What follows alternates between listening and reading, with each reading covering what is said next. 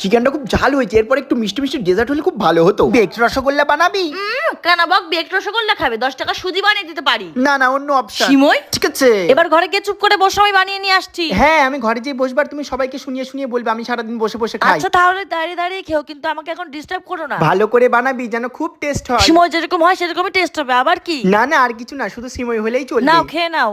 একটু বেশি করে কাজু কিশমিশ দিতে পারলি না? সব সময় শুধু বেশি বেশি পয়সা খরচ, তাই না? বেশি পয়সা খরচ তো তুই করিস, তোর স্কিন কেয়ার দিন দিন যা এক্সপেন্সিভ হয়ে যাচ্ছে। একদমই না মশাই, কারণ ফাইনালি আমি একটা এমনই এফোর্ডেবল প্রোডাক্ট খুঁজে পেয়েছি যেটা সত্যি এফেক্টিভ। 50 গ্রামের টাব যেটা সত্যি অনেক দিন চলে। এই কারণে প্রত্যেক মাসে ক্রিমটা রিপারচেজ করার জন্য সময় ও টাকা কোনোটাই খরচ হয় না। তার সাথে সাথে এটা আমার ডার্ক সার্কেল, ডার্ক স্পট সবকিছু রিমুভ করে দেয়। এটা সারা রাত লাগিয়ে রাখার পর সকালেই তার রেজাল্ট পাবে, একদম গ্লাস লাইক গ্লো পাবে। এটাকে আমি 1 মাস ধরে ইউজ করছি, কিন্তু 1 মাস পরেও দেখো এটাতে কতটা রয়েছে। Consistent use plus more quantity equals to better visible result without frequent repurchase and spending money, and also available on purple.com।